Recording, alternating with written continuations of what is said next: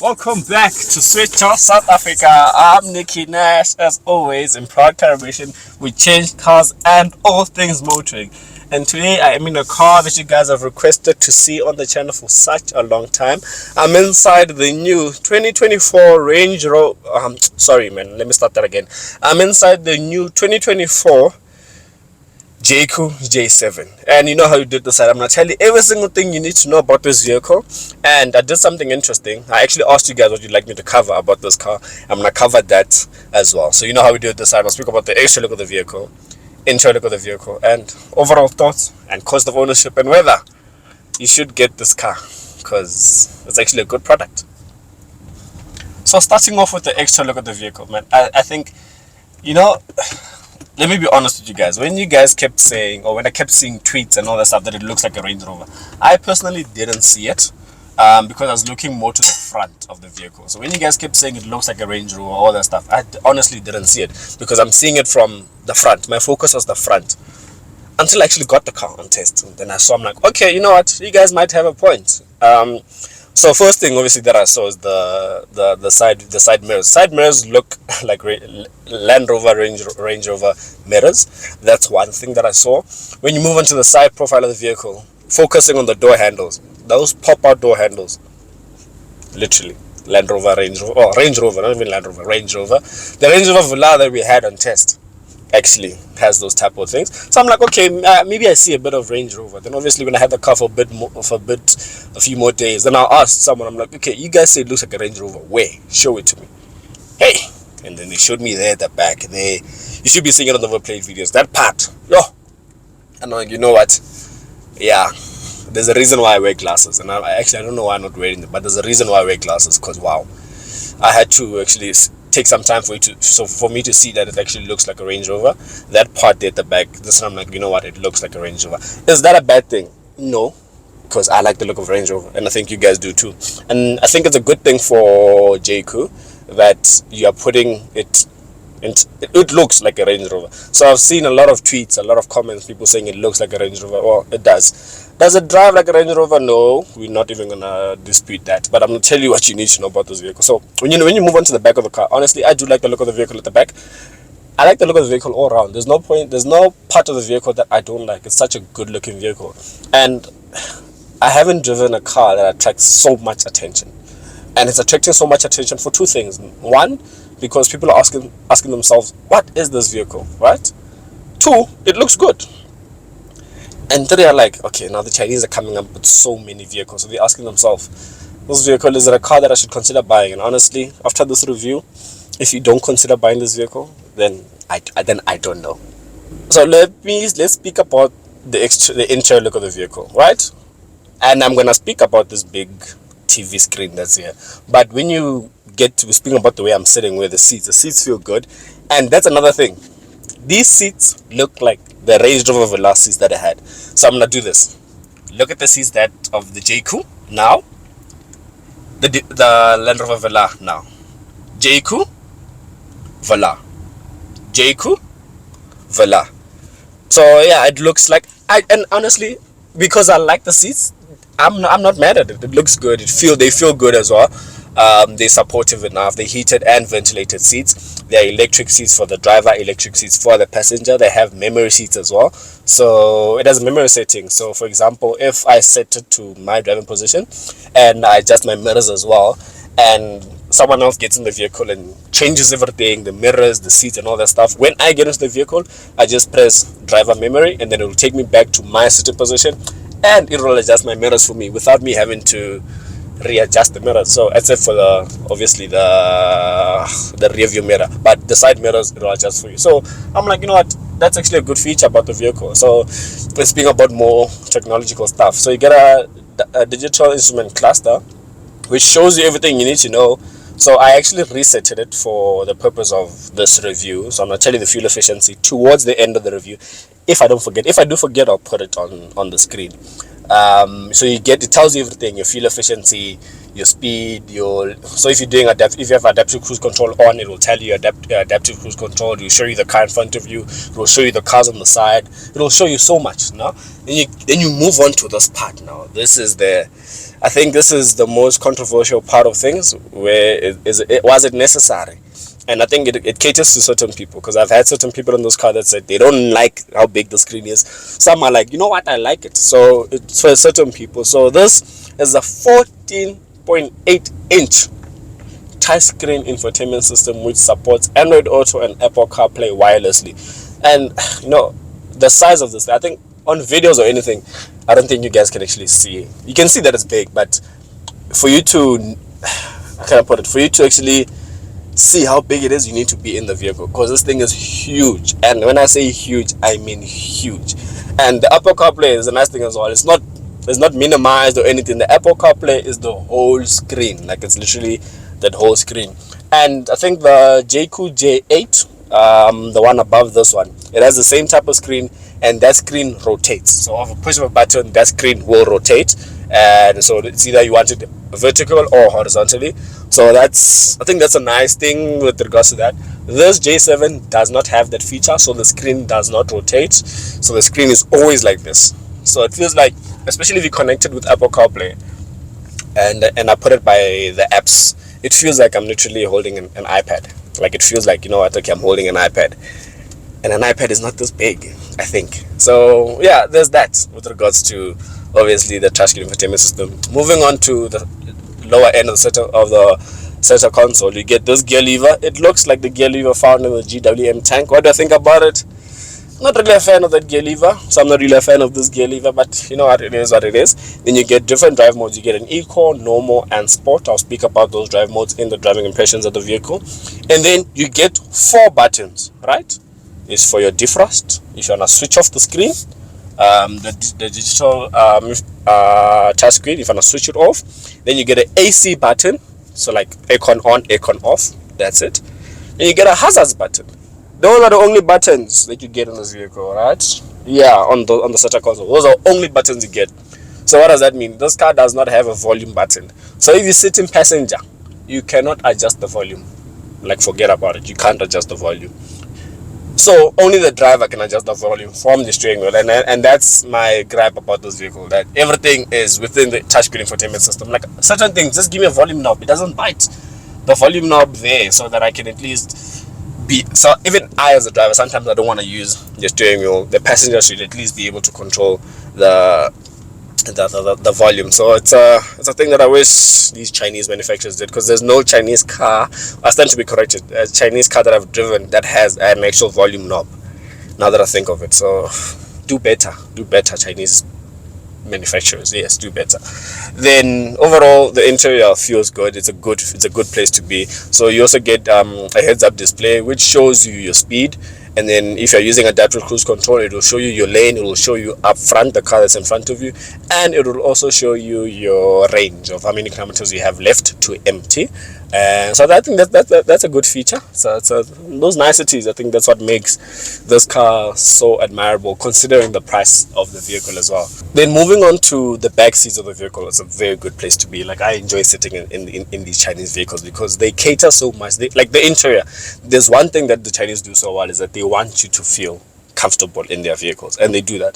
The seats at the back feel very good. You get a center armrest with 2 cup holders, and then to the middle section of things you get an aircon vent, but 1 aircon vent, and I think that's where they made a flop. So there've been 2, so that the passenger that's sitting on the left hand side can control his wind direction, and the passenger sitting on the right hand side can control their wind direction. And then you get a USB-C port and a USB-A port at the back. Up front as well, sorry, you also get a 12-volt socket and a USB-C and a USB-A port. The problem about the USB-C and USB-A port, they're on the other side. Like on the other side. You see, like, see where I'm sitting. They're on this other side, so I can't see the post from where I am. So even when I had to plug in my cable, luckily I had a passenger at the time, I'm like, please plug it in for me. But if you're alone, you're gonna need to like stop the vehicle or look to the other side and plug it in.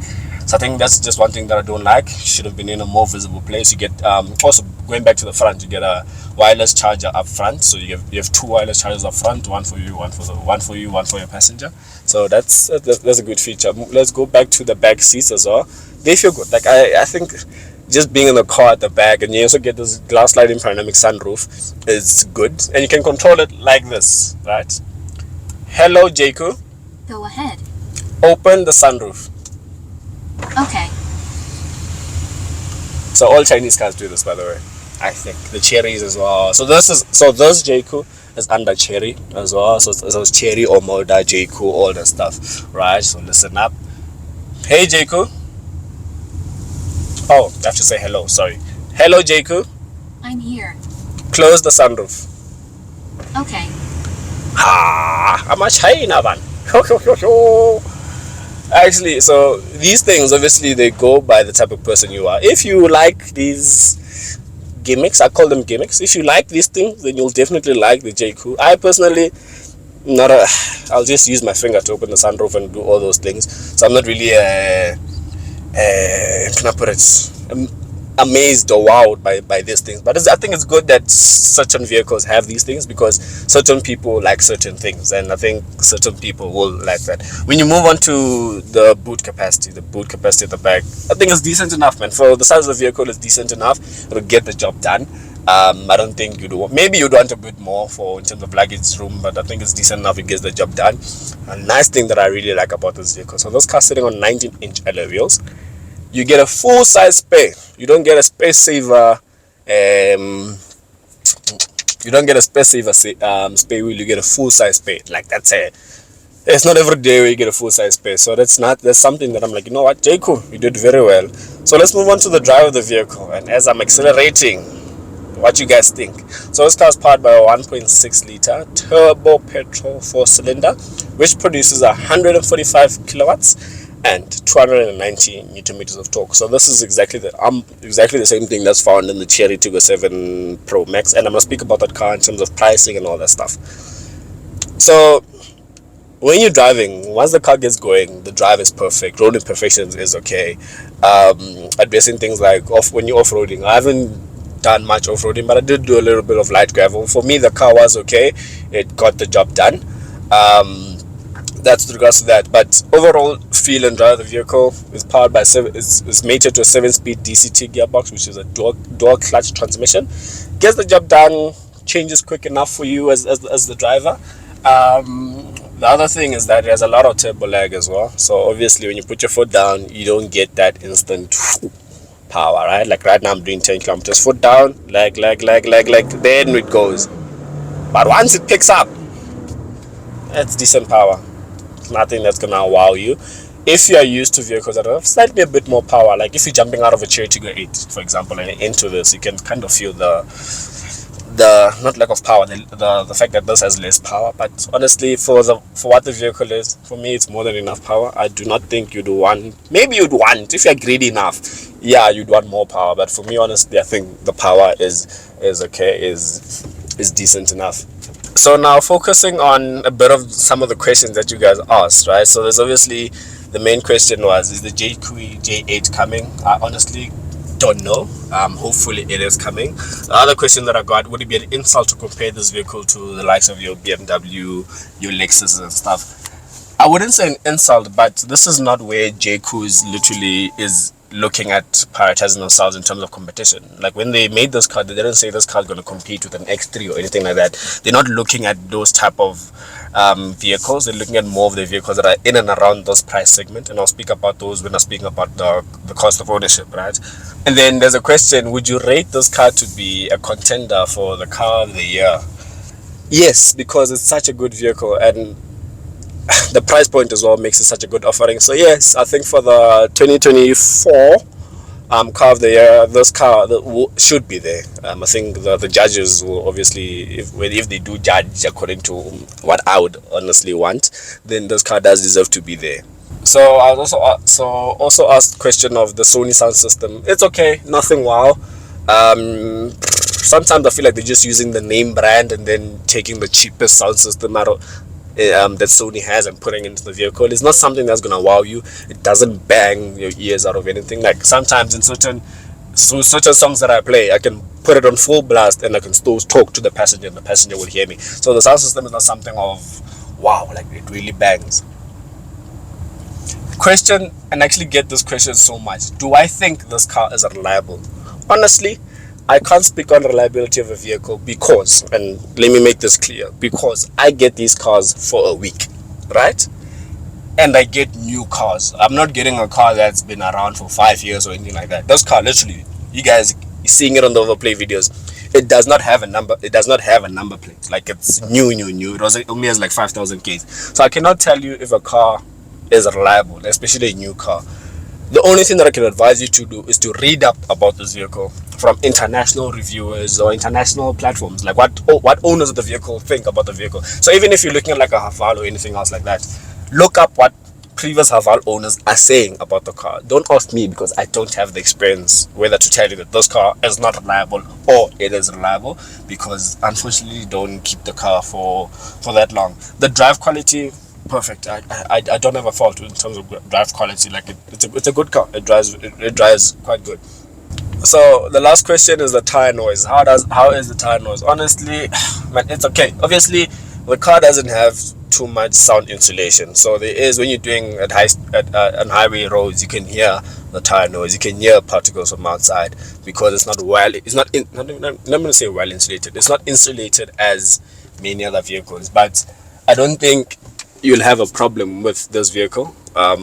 Like even if you're to have it and you're to drive it, I don't think the first thing that you'll pick up is, oh, the sound insulation of the vehicle is not well or it's not good or anything like that.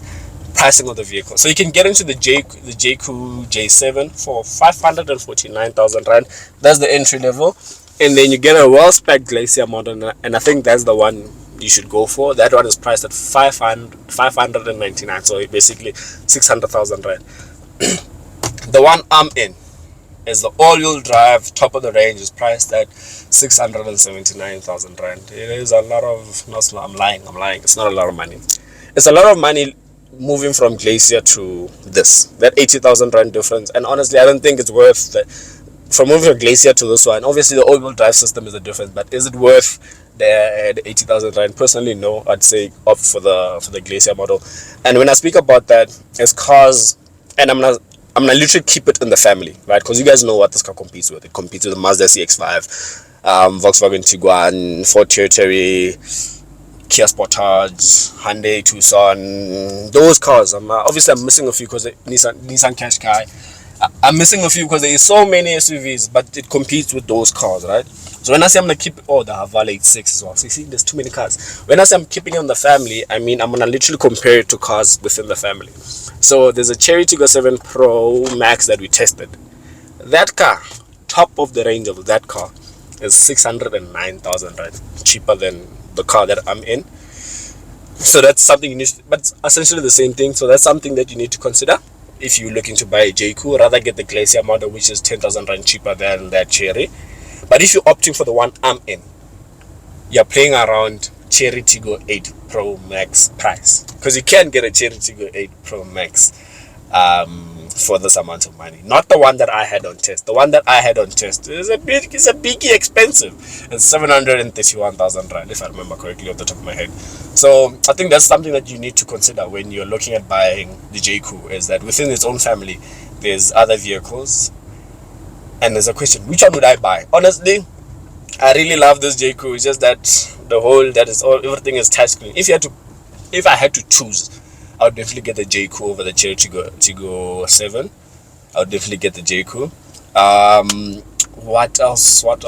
Yeah, I think that's about it. Fuel efficiency. So since I've been doing this review, you guys saw I was not speeding or anything like that. So I'm gonna be very objective, because you guys think that us as car reviewers we lie when you say these cars chow a lot of fuel, right? I'm currently averaging 9.8 liters to the 100, and I've literally been driving between speeds of 40, at most 60, at most 60, but it's always around because I'm driving in a residential area where there's a lot of speed humps. You can feel it, like now I'm over speed hump, so I've been doing that speed. So yeah, man, this fuel efficiency thing on these Chinese cars, they need to do a lot better.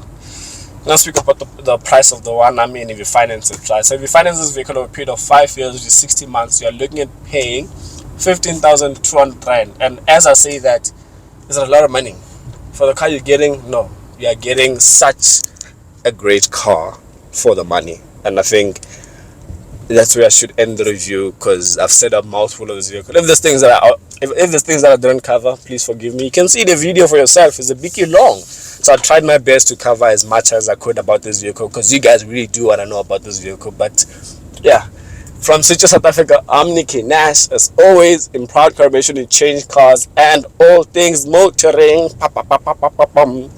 I am signing out, and I'll see you guys on the next review. The next review is, I'm not sure, but you guys know how we do it this side. I'll see you guys then. But for now, Abangas chilling. I'll see you guys. Bye bye.